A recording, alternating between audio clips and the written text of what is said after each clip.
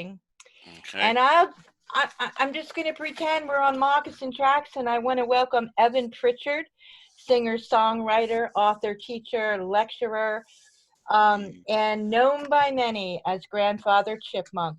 He Uh-huh. organizes tribal harmony music venues in New York and facilitates many workshops and ongoing spiritual teachings that emphasize the Algonquin worldview. And, today, Evan, I'm so curious to ask you about this religious fulfillment that we see so many folks talking about in reference to the coronavirus and these times that we're in.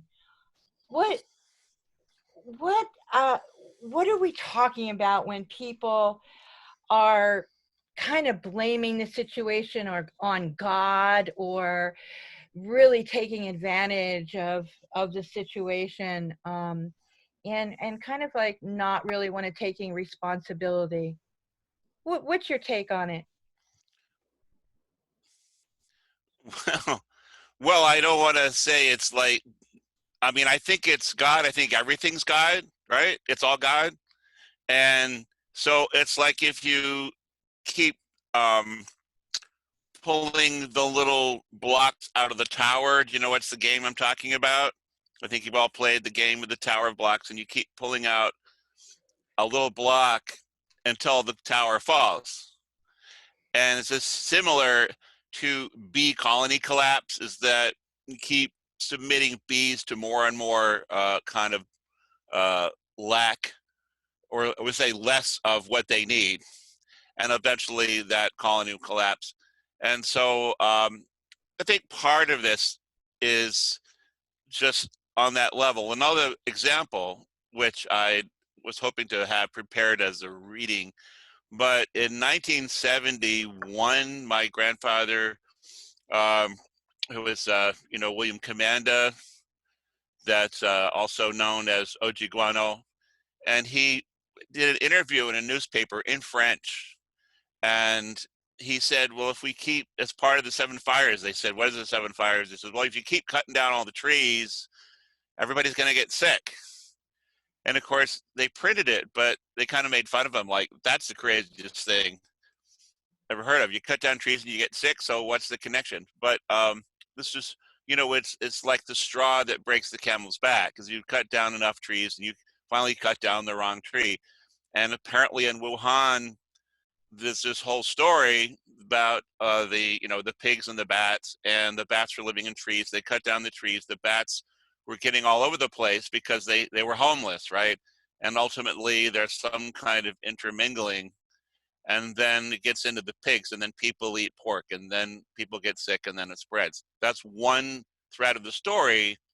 But I believe William Commanda, what he says, and I published that, and I had it translated. A bunch of us got together, by the way, some with better French than me, and we translated the article for the first time, in like 20, 30 something years, and that's what it said. And by that time, of course, a lot of trees have been cut down. But it's not just that. It's like we get sick because our immune systems are supported by everything that's good in the world. And so and I mean that on all levels, our immune systems are supported by everything good, period. Good people, good friends, good love, everything, good food, good air, all supports the immune system. Does that make sense? The same as the bee collapse.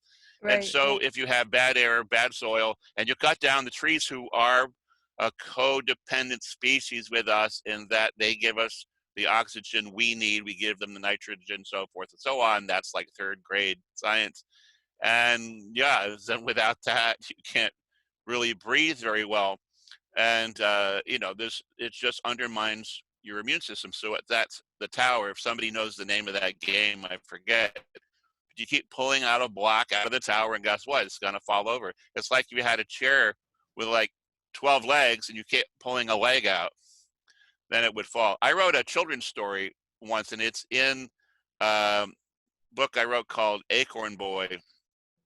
It's in the version with all the stories in it. And there's a sorceress who gets mad at a colonist, and he's got a house, and she would say, she knocks on the door, says, all I need is one nail, and if you give me the nail, I'll give you anything. So he gives her one nail, and then she creates some magic for him, and then she comes back a month later, I just need one more nail, and so he gives her one more nail, and she gives him something he wants, ice cream or whatever, and it keeps happening. And guess what happens after like a year and a half? What happens to the house? It falls It down, falls down. and he doesn't understand what went wrong. Why did my house fall down? It doesn't make sense. Why Hmm. did my house suddenly fall down for no reason? You see what I'm saying? It's Hmm. attrition is what it is. It's a kind of an ecological attrition that's undermining our lives. And 5G was a straw like on that camel's back. So now what's happening, of course, is that circumstances. So you say, is it God punishing them? No, it's God being God and trying to keep everything in balance, just as Mother Earth is trying to keep everything in balance. You Hmm. see? Hmm. And this is the consequence. So I have for a little levity, that's pretty heavy, but I want to play you a clip, okay? This is a sound clip. I tested this out. You should hear it pretty well, but you can kind of guess what movie this is. And I think it's extremely relevant, okay? And maybe not everyone will agree, but this is from Airplane. Can you hear it?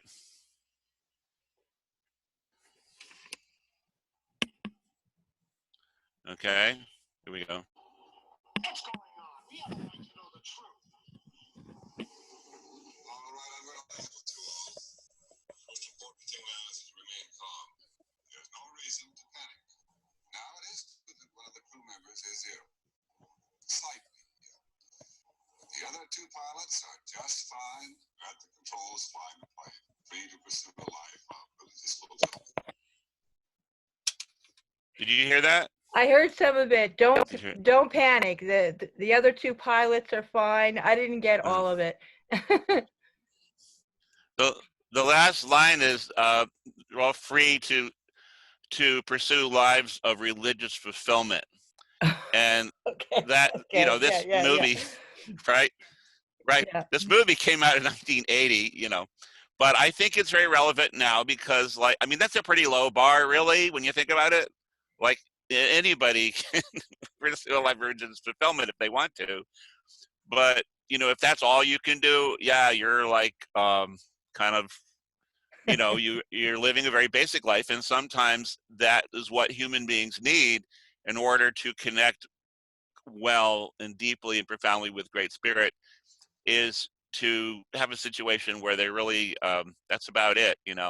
And that's one of the things that Algonquin people, the Native Americans of the New England and New York and New Jersey, so forth, uh, had tried to keep their lives very simple and close to the earth so that they would be inclined to live lives of religious fulfillment. And with the word religion, we want to take that really, really broadly, like a spiritual life where there may be ritual involved and maybe a group involved, or maybe solitary. We'll go real broad with this, okay? But there is in Algonquin spirituality, which is very largely shamanic and ceremonial.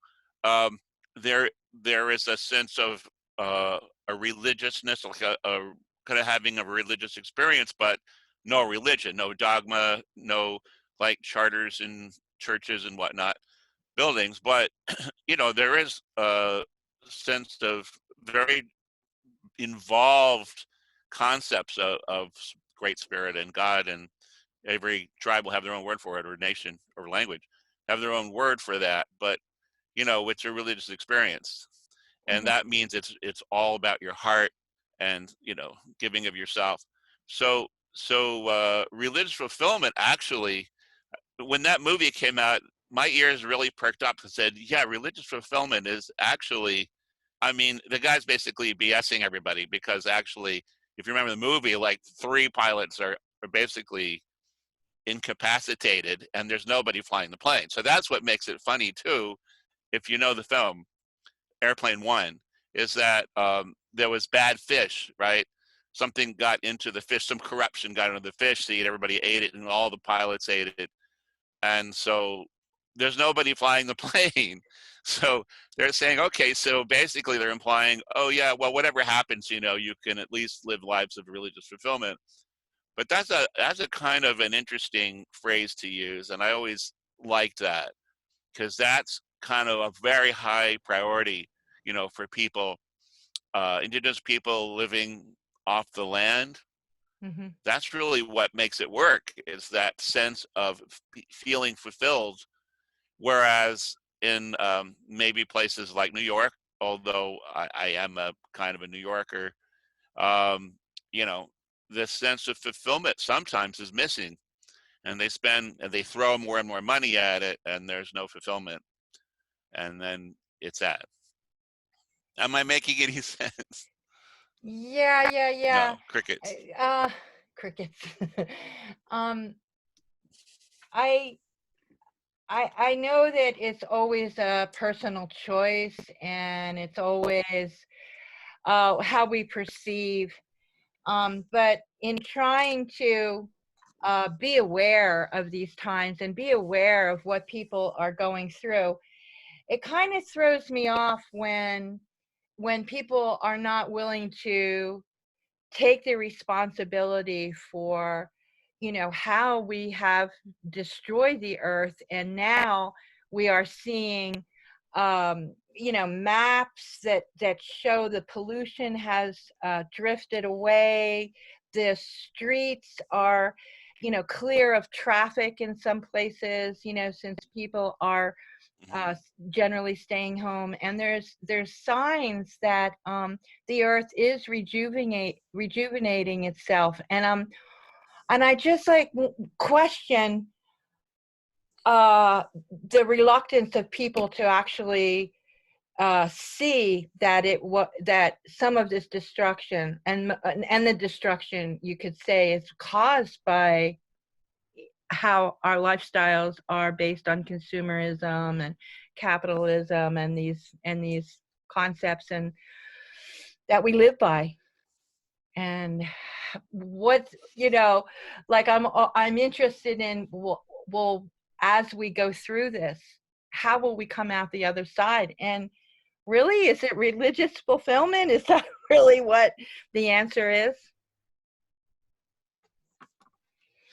Well, I mean, for now, if everybody's in quarantine and is coming your way to a theater near you, that's a major change in the entire American lifestyle, the biggest change since World War II, and that was a long time ago. I wasn't around then, but that's a major change right now.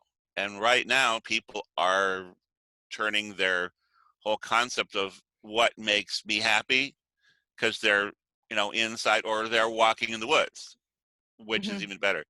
A lot of people who haven't walked in the woods in years are walking a lot now in the woods alone, and that's actually one of the greatest things that a person can do. And for me personally, that's always been the shortest path to what you might call religious fulfillment, is walking alone in the woods. So yeah, I think it's very real. But in the long run, hopefully people, it's like people are being spanked a little bit, but it's more circumstantial. And the question is, once you've been spanked, are you going to go right back to what you did before, or are you going to say, oh, I better change?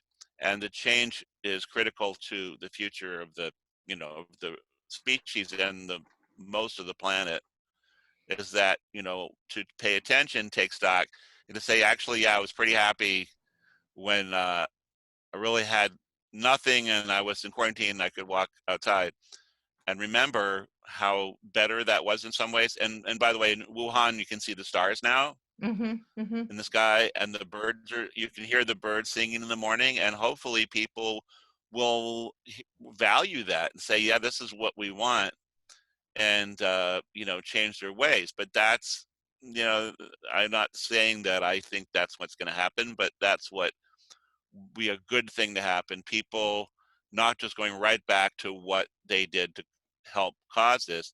And again, I talk about, you know, the whole question of immune systems. There's millions of reasons why everybody has a different one and why the disease affects everybody differently. That's some genetics. It's a very genetic phenomenon. So hopefully, you know, that'll improve the our overall behavior in terms of Mother Earth.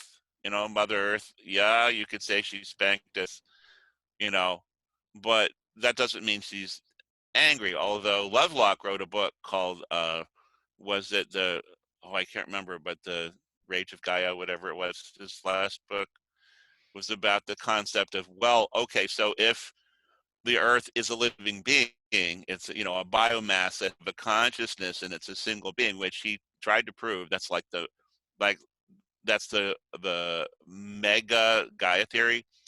And he said, but then what, oh, if the earth is an entity and it's a single entity with a consciousness, might she get mad? And he kind of concluded that yes, she could get, quote unquote, bunny ears, quote unquote, get mad at so many irritations and do a correction.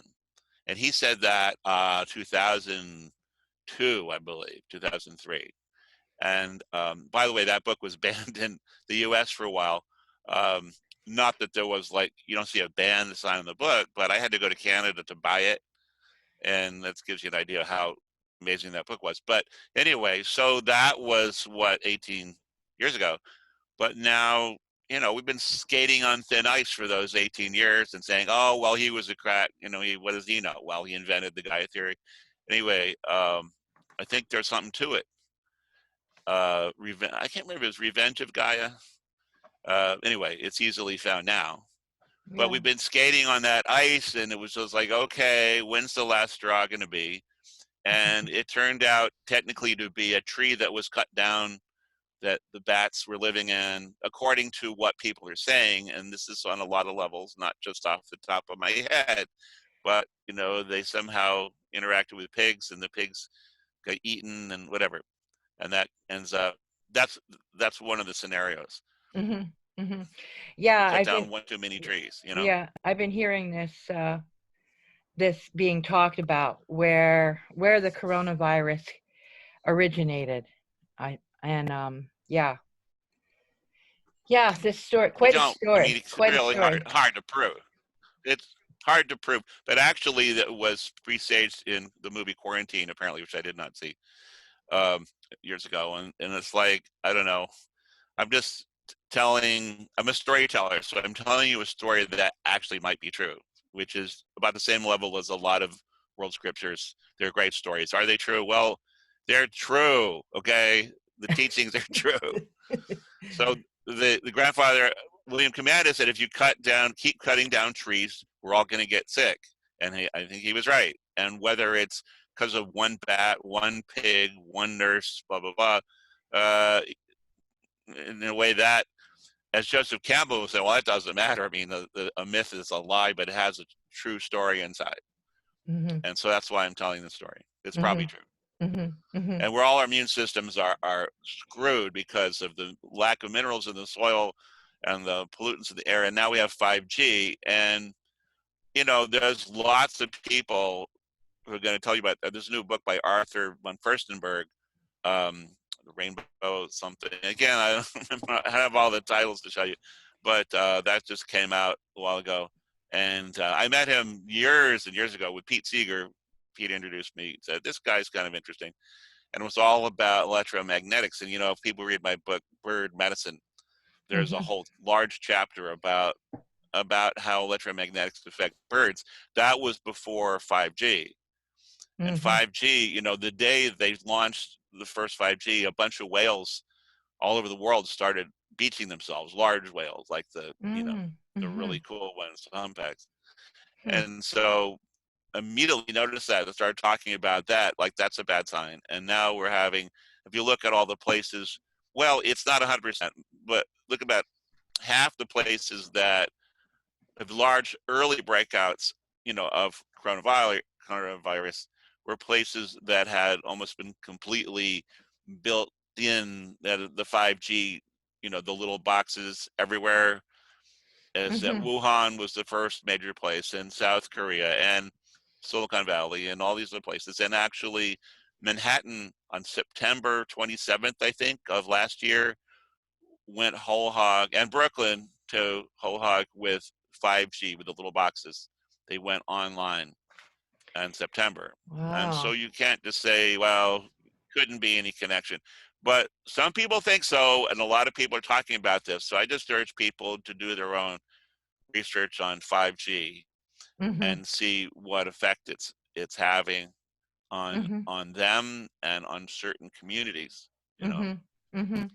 Because you look, Brooklyn has the highest rate, well, Queens too, right now in terms Yeah. of Yeah. the virus. So, and they were rolled out with 5G in September of last year. Wow. Just saying. Wow.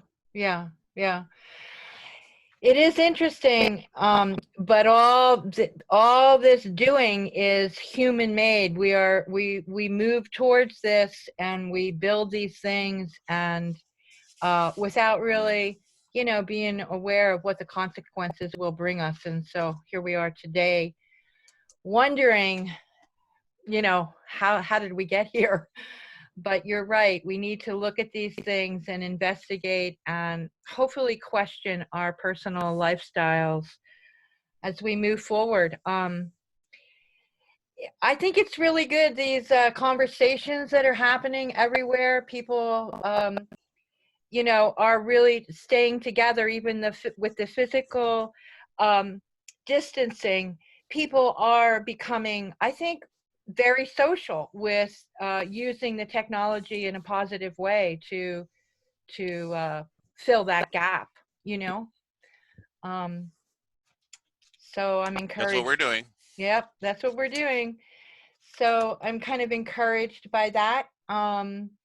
But I always end up with the question of responsibility and how important it is for people to really take on that responsibility of caring for each other, caring for the earth, and being aware.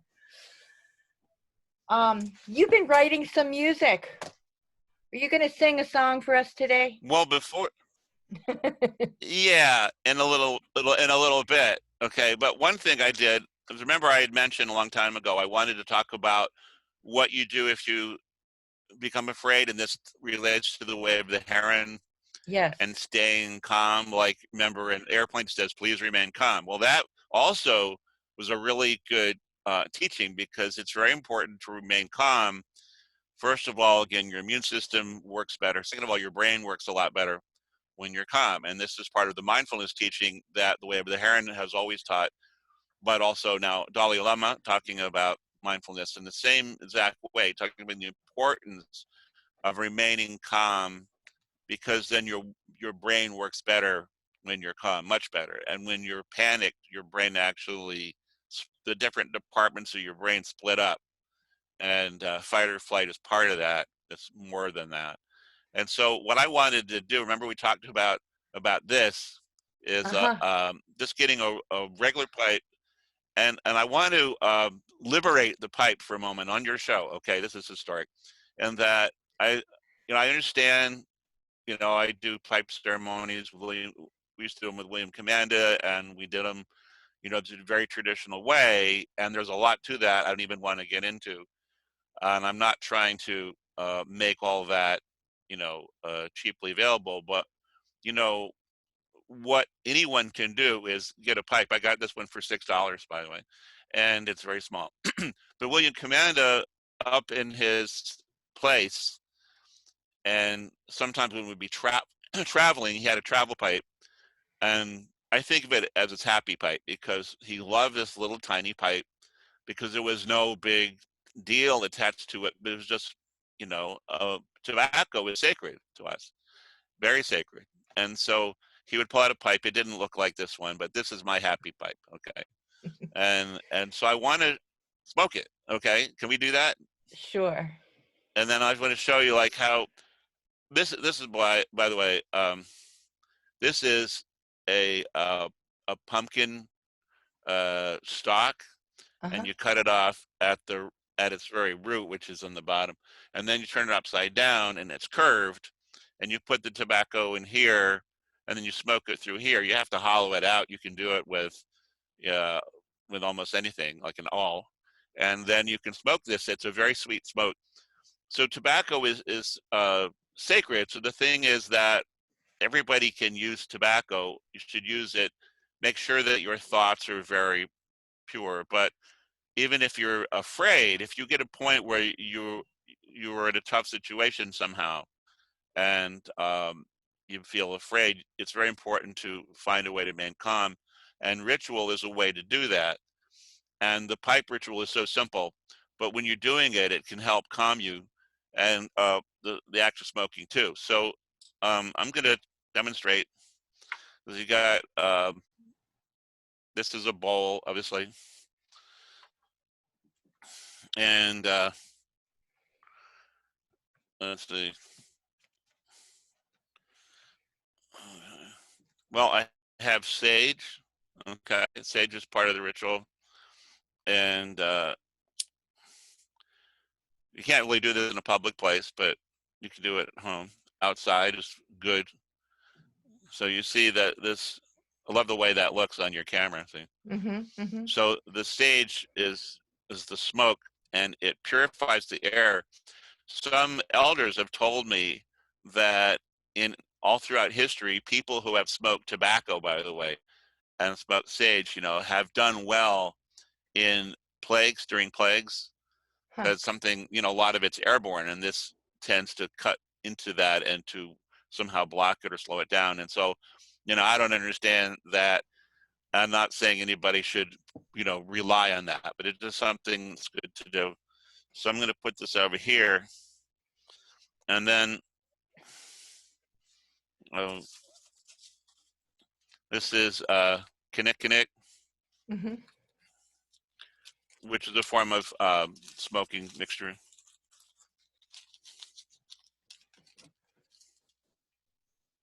So what you do is put the pipe is in the left hand and it's closest to your heart, and then you put your kinnikinnick in.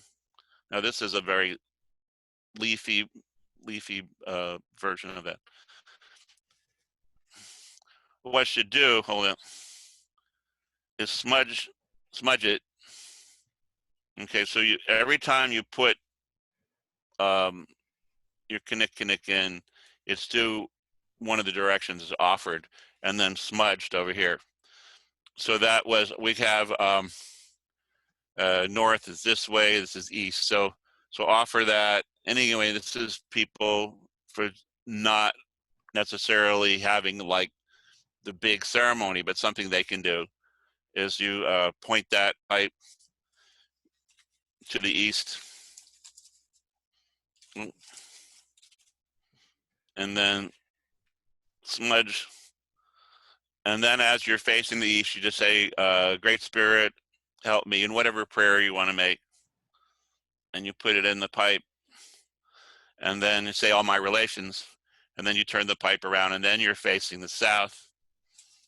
And then you hold that to the south, you smudge it, and then place it in the pipe. And as you're placing it in the pipe again, the direction of the south, for example, for us, that's where the birds are, where the eagles, the direction of air and wisdom and communication. So we say a prayer. And I say for all our, I'm representing the people here, that all of us are praying to the south. We pray to the eagles and to the birds and to the direction of air for good wisdom, for good communication. And so I say all my relations. And then I turn it around with my tobacco and I smudge it. And then I'm holding this, pointing it to the west, the west direction of the heart and of love and family and communication, of that kind, of the heart, of emotions, and also music. So we pray for good music. We pray for good relationships, and let's say all my relations. And then the direction of the north, again, the kinnikinnick. Pray to the north for the white bear of the north to protect us, for us to be healthy and strong. It's the direction of rocks. and mountains. And then I have my little tamper here. It's made out of a chopstick, but it's the right size for this. And so that's a very, very simple version of a very elaborate ceremony. But then honor it to the earth and to the Father Sky, and then all the 7 directions.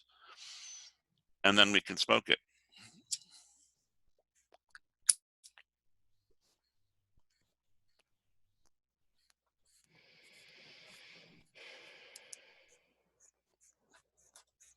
And then just take a moment as you're watching. I would pass this to you. Mm-hmm. I'd pass this to you clockwise.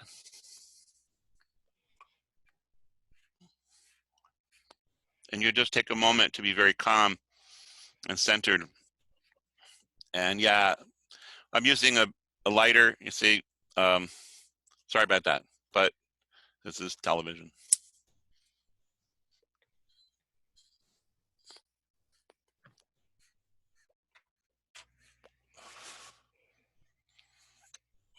And through the smoke, I'm sending a blessing to all of you.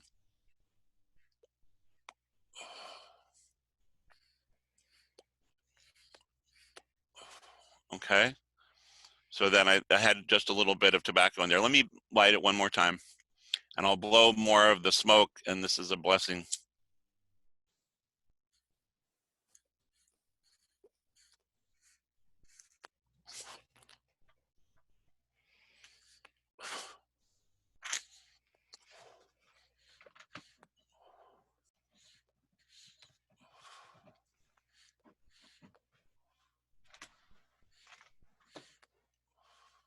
So just take a moment again to still your thoughts and be calm.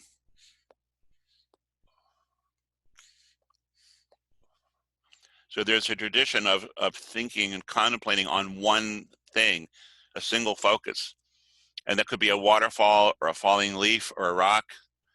And this is our way really of meditating, focusing on one thing, usually something in nature, but also could be the sound of a flute, and or doing the pipe ceremony. So when you're doing the pipe ceremony, you know, this one is not an appropriation really of culture any more than anyone smoking a pipe, but it's like going for the deeper meaning of a regular good smoke, you see. It's a good moment to honor the 4 directions, the 7 directions really, and to make a sacred moment for yourself, a ritual for yourself. And so I feel that, you know, I prayed a lot about it, and I feel like it's a good thing for this time to share. That people don't have to feel like, oh, I'm going to step on somebody else's culture. If you've ever smoked a cigarette, you're actually stepping on native culture already, and it just might as well make it sacred, okay? Because the cigarettes are full of poison. So I wanted to bring the flute out, if that's okay, because Yeah. you mentioned music. And I have the Big Daddy here.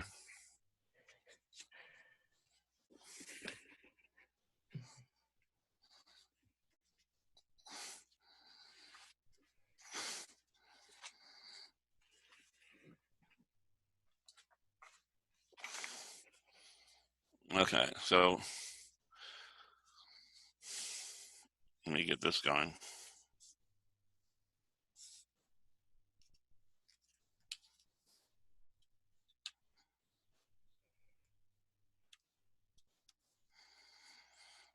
Okay, so when I'm playing, it's a single thing that you can focus on. It's not something you can see, which maybe is good, but you can hear, and you just focus on that sound and nothing else, and block out all of our thoughts. And if you can keep your thoughts on one thing, like the sound of a flute, for 3 minutes, then you might find that you're much more relaxed. And when you're relaxed, then the ideas come and the answers come.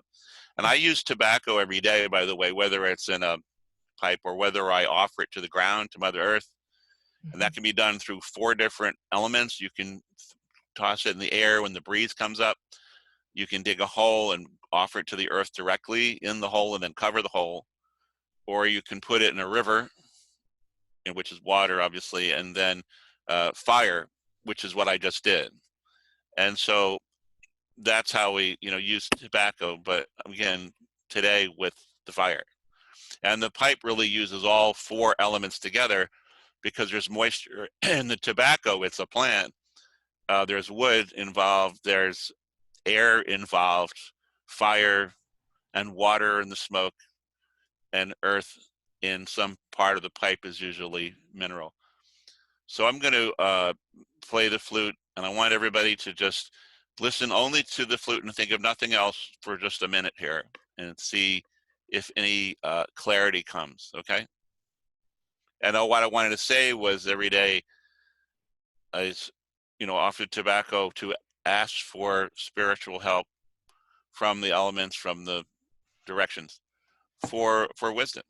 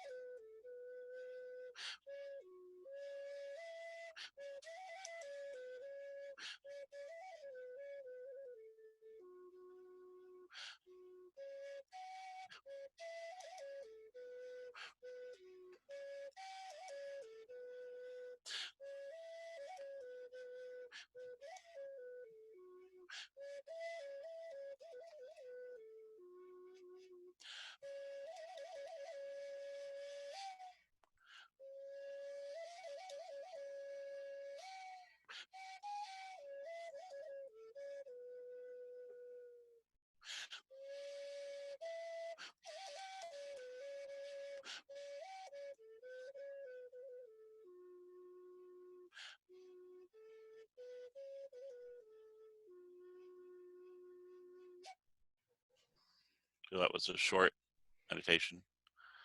So a little music for you. Thank you. Yeah.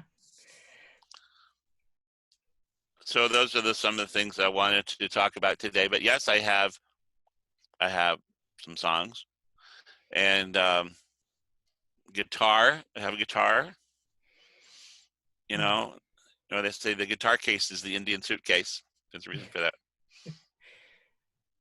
And I have a special member of the audience here. Oh. This is my friend here. This is Mesingwe. And the Mesingwe is the keeper of the animals, but also the spirit of the woodlands, the spirit of the woods. That's what Mesingwe means. It's a Lenape word, a Muncie word. And so I'm going to put this guy over here. And so this song is also posted on my Facebook, but I wanted to do it live on your show, and it's fun. Hopefully it's fun. Okay. But yeah, it's called the Fickle Flu, and technically COVID's not really a flu, but it's a nickname. The Fickle Flu, I made it up. But are you hearing me okay? The sound okay? Yeah, sounds good. Okay. All these, mixing of cultures here, right? So I hope you can hear this.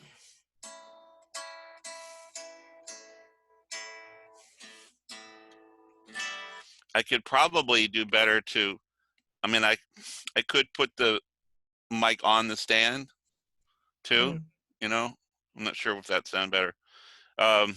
Maybe try that.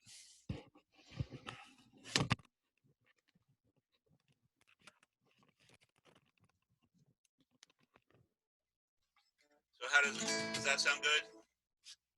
Yeah, your voice is a little distant. Guitar is loud, your voice is distant. Oh.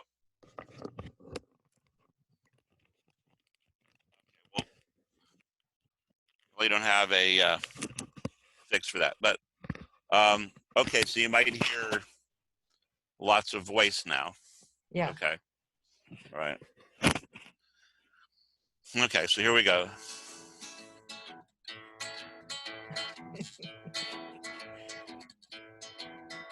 Oh, what fickle? Oh boy, let's go ahead.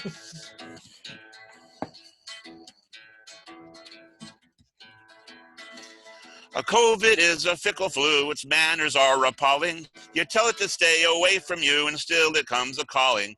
A COVID is a fickle flu indeed. It picks on who it chooses to start sharing this disease. It travels all around the world and shows up unexpected. And whether you are rich or poor, your lot might be selected. Well, I've never won the lotto, and I pray not in this instance.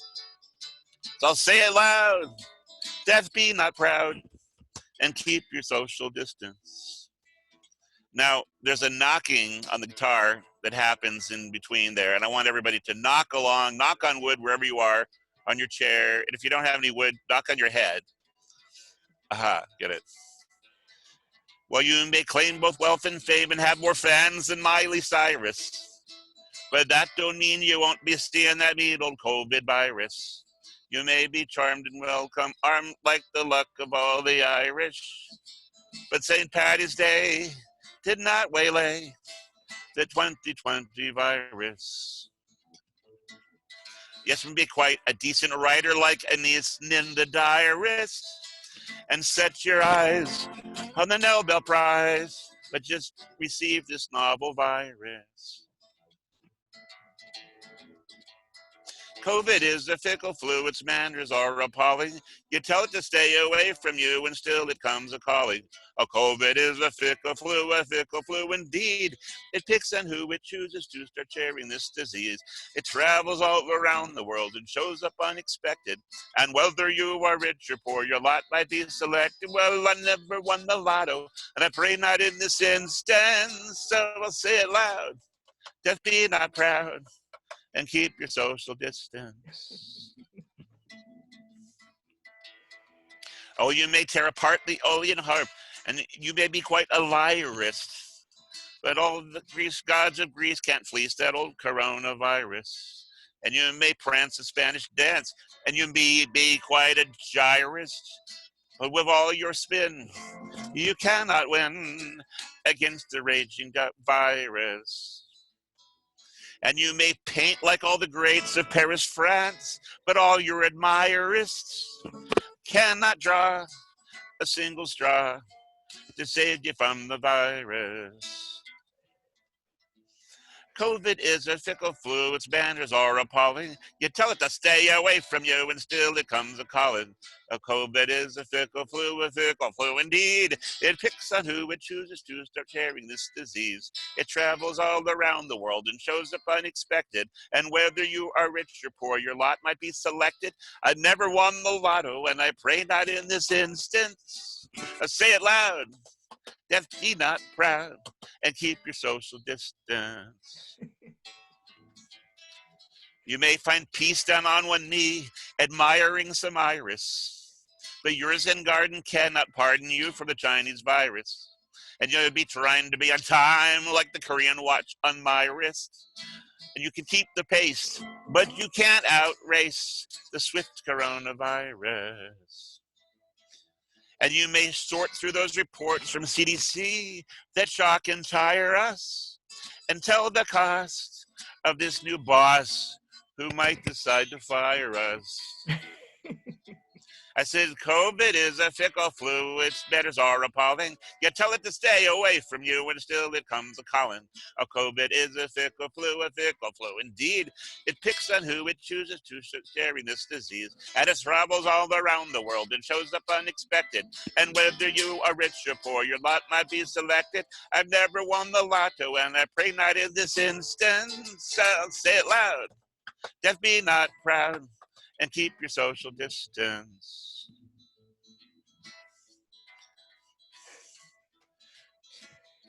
Some say holy Moses, go and write it on papyrus, how you got through Passover and how you stopped the virus. Well, if you learn a way to turn the tide, I hope you wire us and tell us, please, how to part the seas and to stop this mythic virus. And we give thanks to old Tom Hanks, whose movies still inspire us. But now we cry for that baseball guy who caught the COVID virus. Now I want everybody to sing the chorus.